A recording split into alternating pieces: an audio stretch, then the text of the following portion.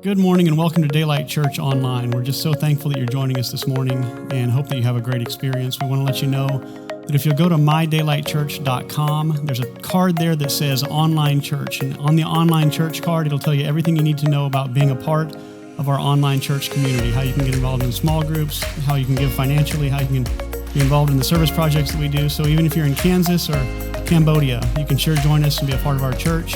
We'd like you to check it out there and introduce yourself. So go to mydaylightchurch.com and check out the online church card. Thanks.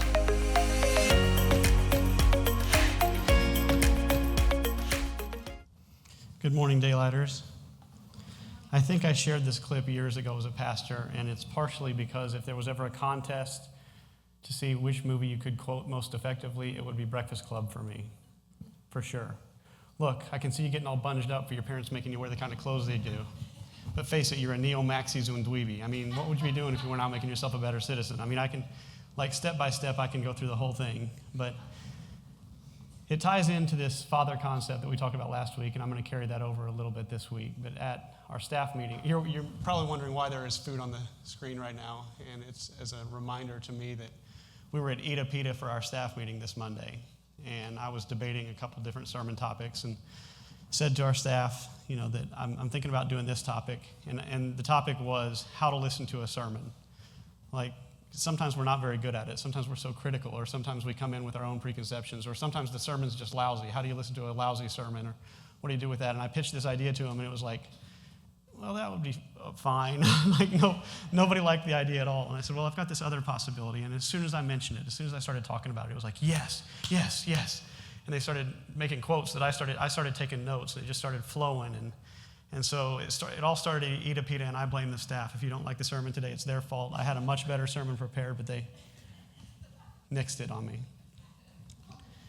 And it dealt with one of the questions that I've received. And we have this question text line that we encourage you to send in to if you have questions about philosophy or theology or science or sexuality or whatever the thing is that you wonder about that you'd like a pastor's perspective on. I'm open to either talking about it from the pulpit or addressing it one-on-one and having lunch together. But one of the questions I got was, how do I stop feeling guilty about things I both do and don't have control over? Or at least distinguish what I should or should not feel guilty about? Or should I recognize guilt as something else? Is it empathy or is it anxiety? And as soon as I mentioned that, I saw the word shame in this question a lot. When you start talking about guilt that leads to anxiety, or is it anxiety, or how do I process guilt, and so forth. For some reason, the word shame popped up. So when I mentioned the word shame to my staff, they just jumped on it and said, yes, that's what you've got to talk about. And so I've been doing a little extra research this week on, research is the wrong word. I've been doing some reading and watching on the topic of shame and came across Brené Brown, which many of you would be familiar with at this point. And at least one person is very excited about. Brené Brown is a professor and a researcher and an author, and she specializes in the topics of vulnerability and shame and guilt. And she did a presentation years ago that was recorded to be put on YouTube. And she talked about vulnerability, and she was very vulnerable herself in the presentation. And afterwards, she was telling a friend that she was terrified of this vulnerability talk being posted online, because she said, what if 500 people see it? It's possible 500 people could see it. And if that happens, my life will just be over. At this point, 50 million people have seen that presentation on vulnerability, and it launched the trajectory of her life and the trajectory of her study and career and her writing. And she's made a big difference in a lot of people's lives by being vulnerable, by stepping up and sharing her guilt and her shame and feelings about guilt and shame and processing those publicly. But she says this, she says, shame is an epidemic in our culture. We've just been through a pandemic, so we can kind of relate to the idea.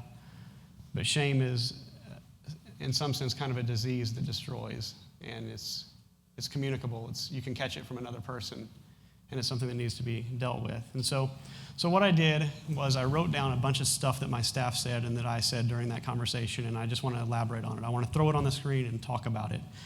And so the first thing that was said was, I said, well, where do you start? It was funny how it derailed our entire staff meeting, and this is pretty much what we talked about for the rest of the meeting. But the first thing that was said was, it's a lie.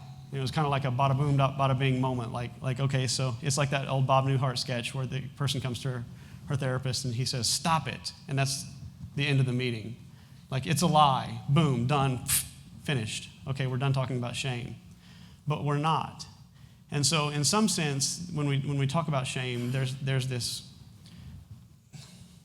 idea that you should just not accept it, that it just doesn't belong in your life, and that there's this feeling that it ought to be simple. But then when it's not simple, then that compounds the shame. And so added to that was it's a lie, but how do you convince your heart it's a lie? How do you convince your mind it's a lie? It's easy to say it's a lie. It's easy to say stop it. But how do you process that and work through it?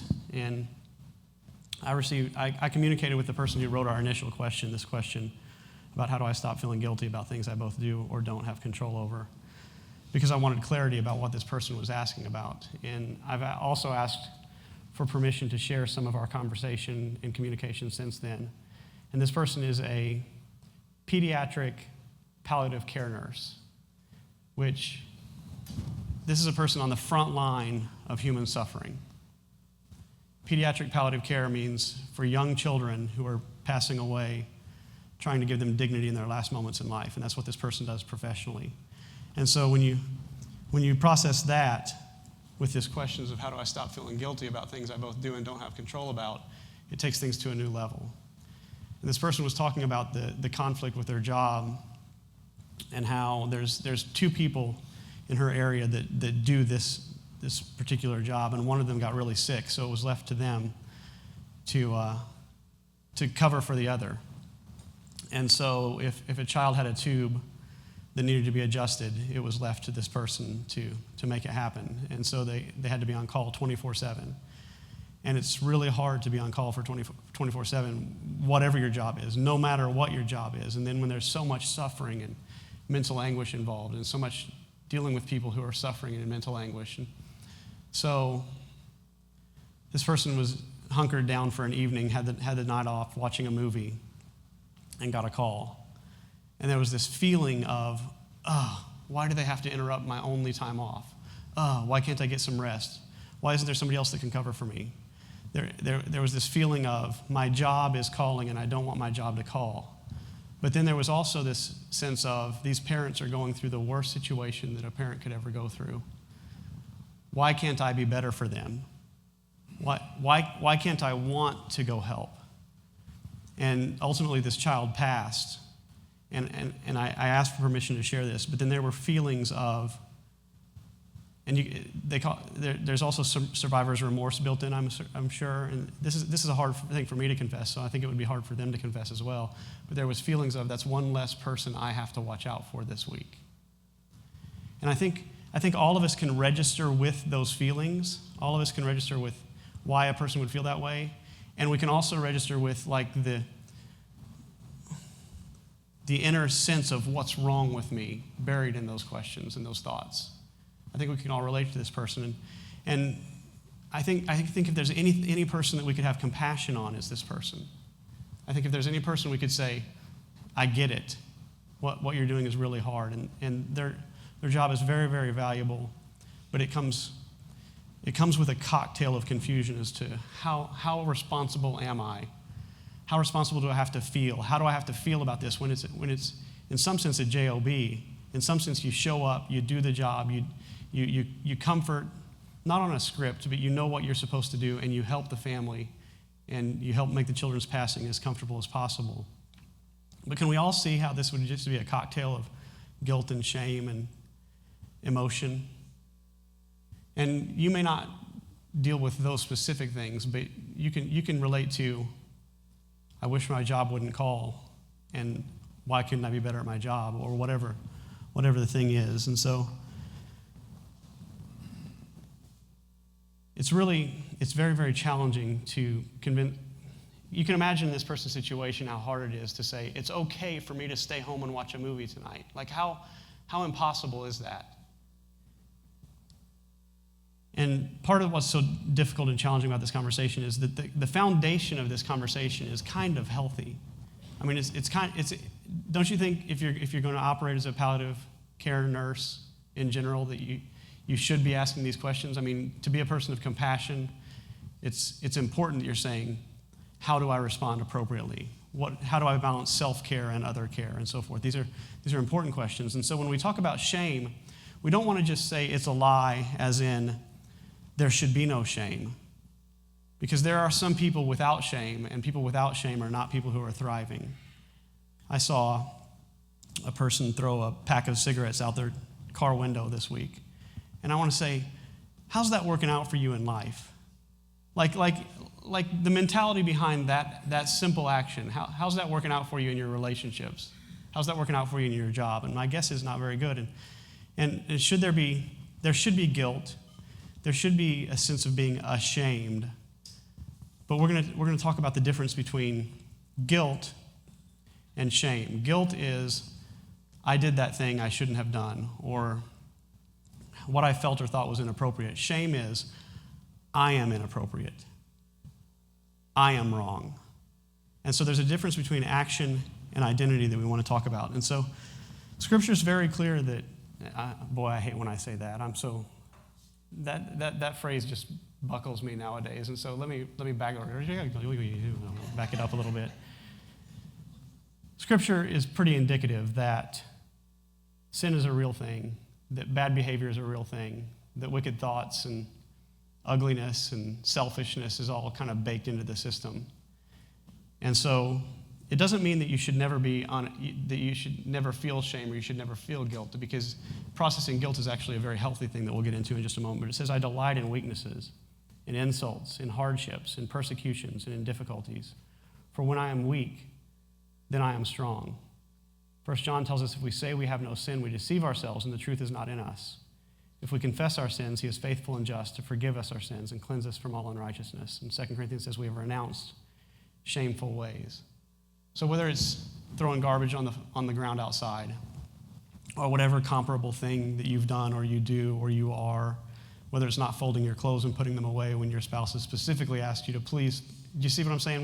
We all live on this spectrum somewhere.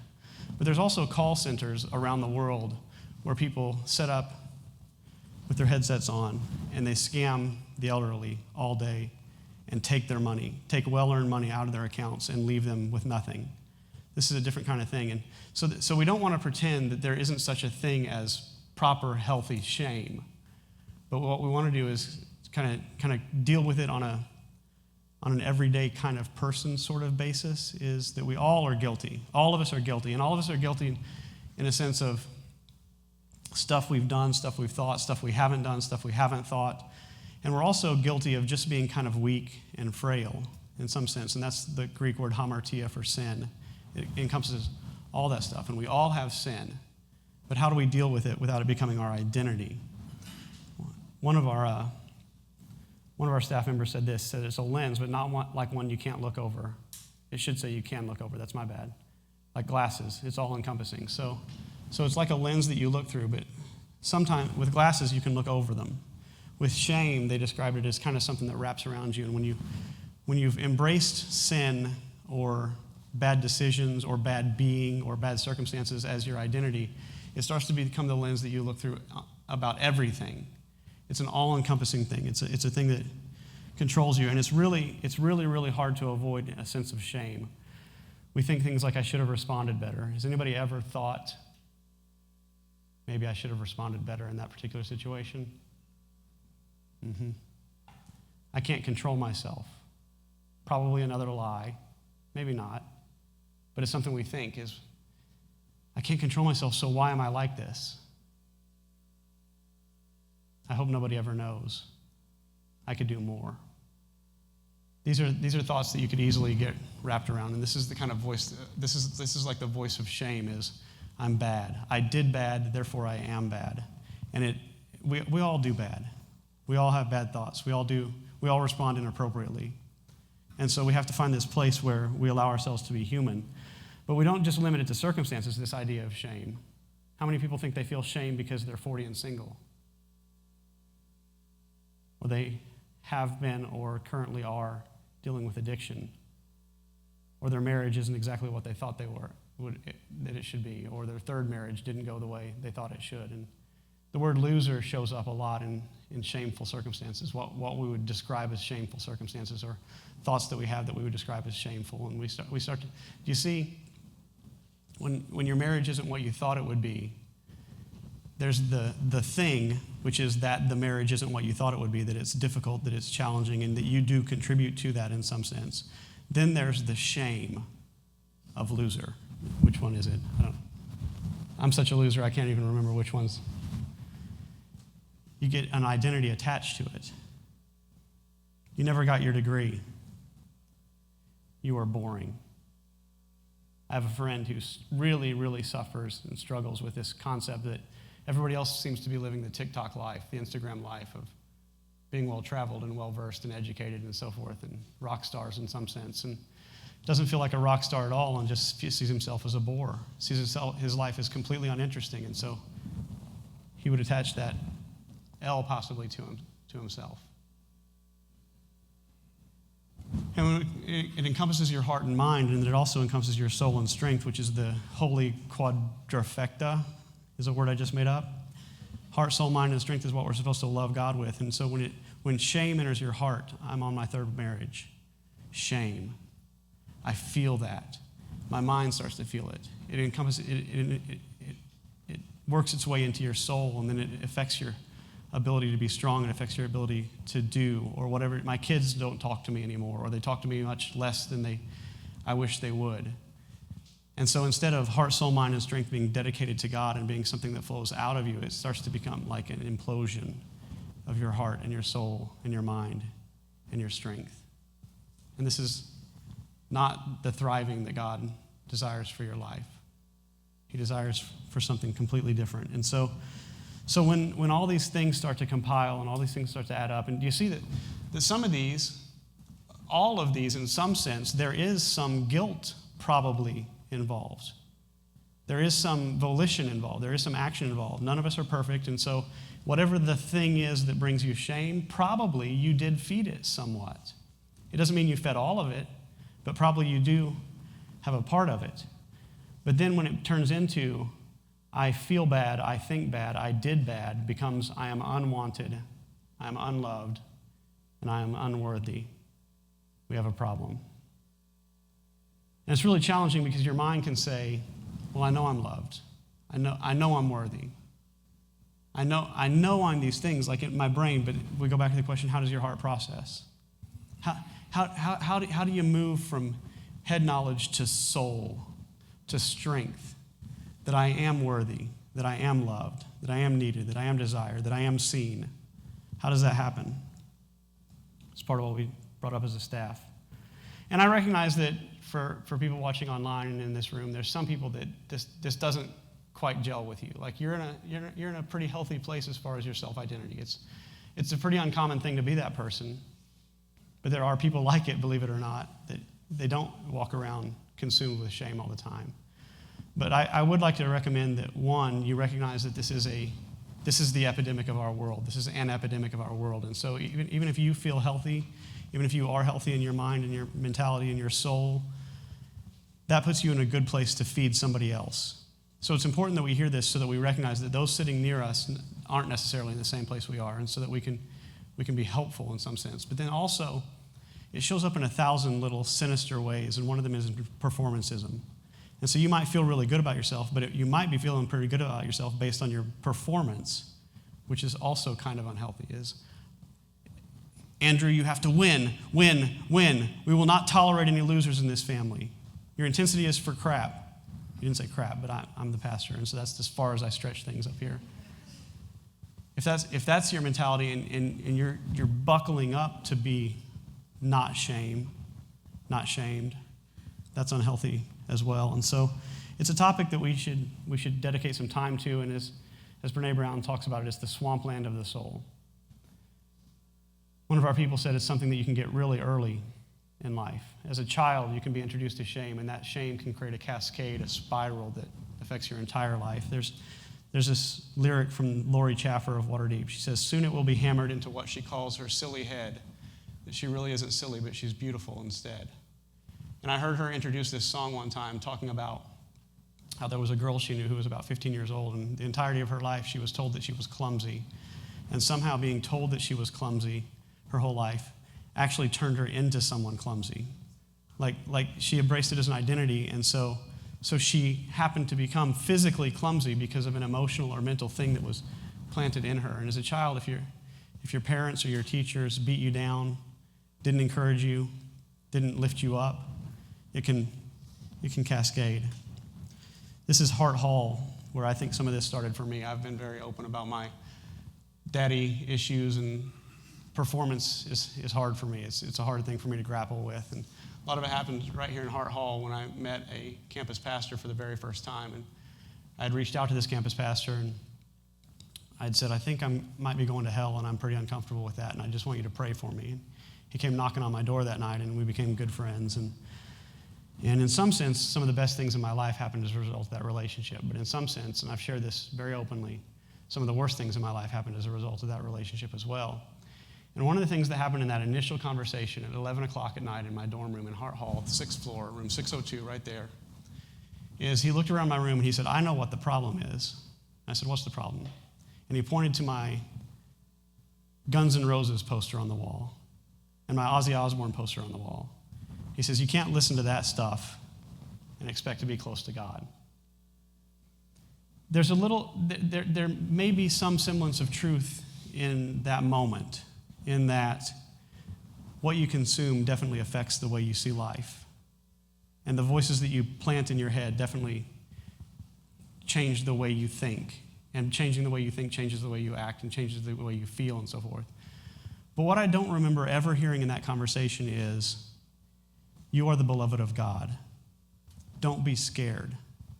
Now let's thrive.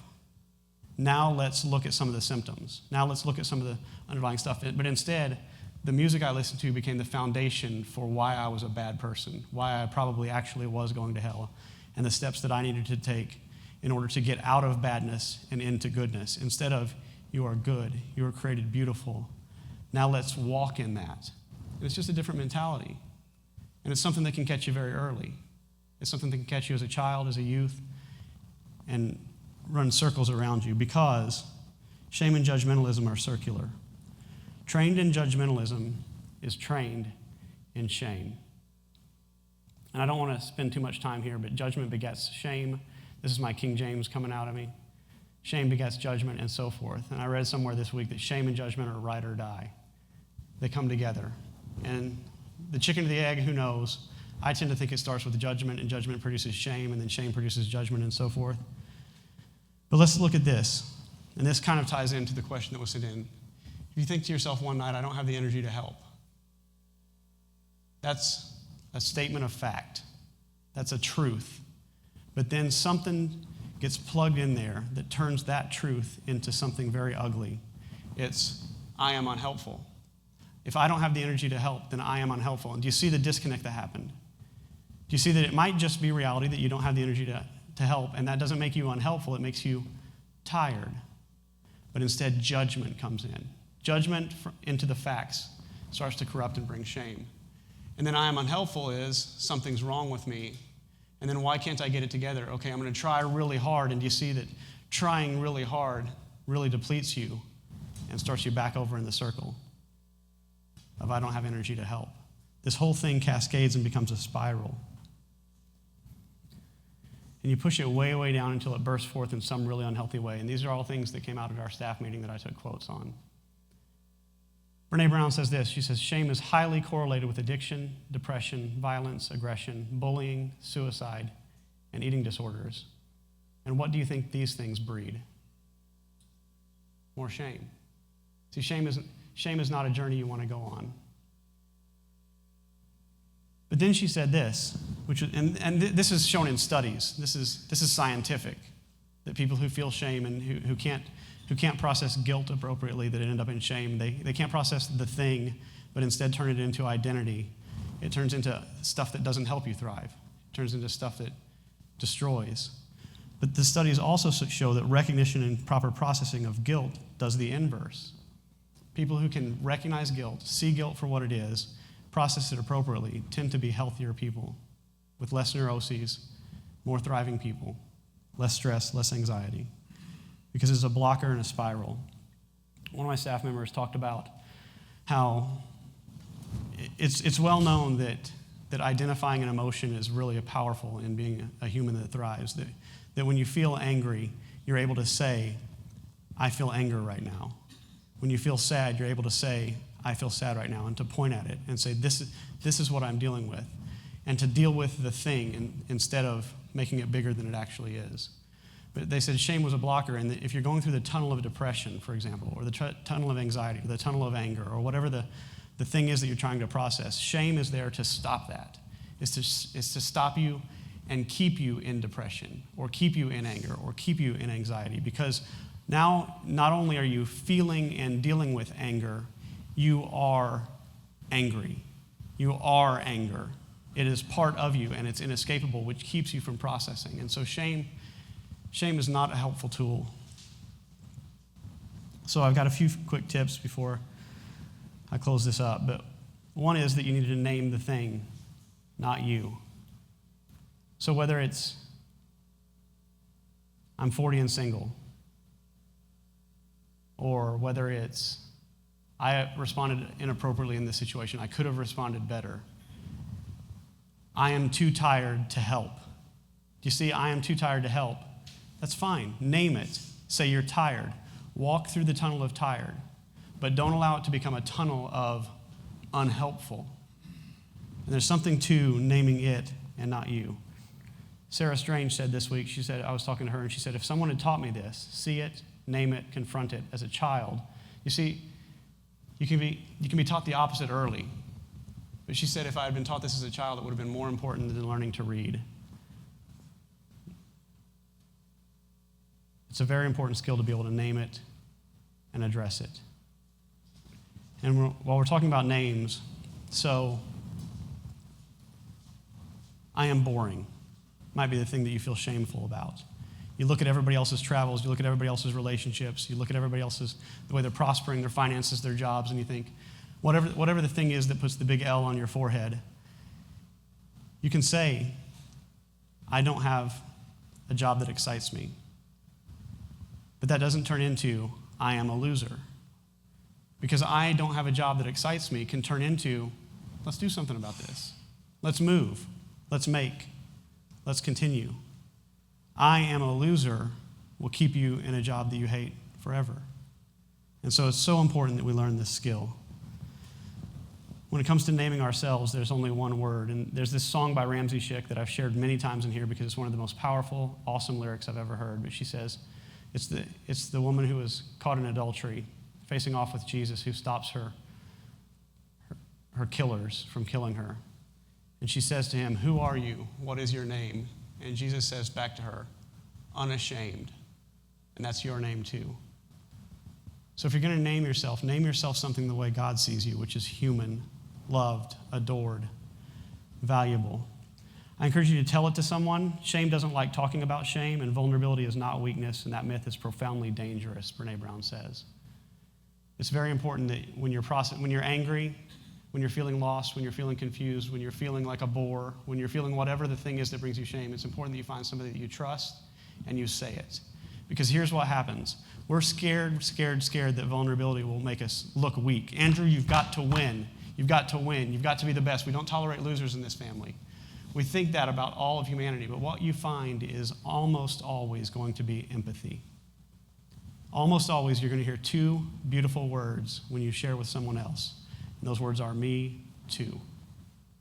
Almost always. Now there's some jerks out there, and those people need to face off with guilt. So if you're vulnerable one time and you get burnt, don't give up on humanity. Continue to tell. It says if we confess our sins, he is faithful and just to forgive us and cleanse us from all unrighteousness. And then take it where it belongs.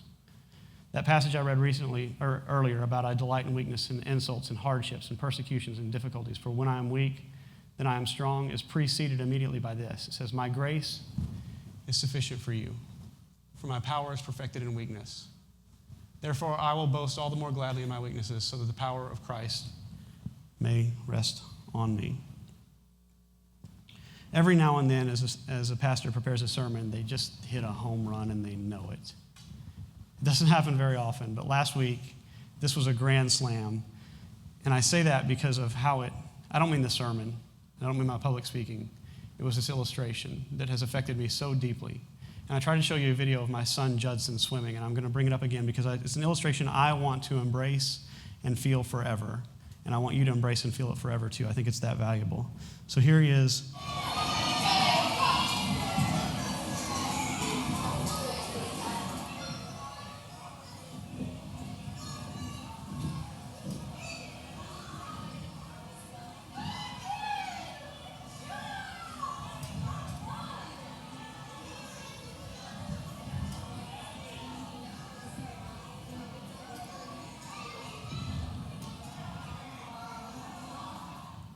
So that's how my son does what's called, Judson does the freestyle, and that is not the freestyle at all.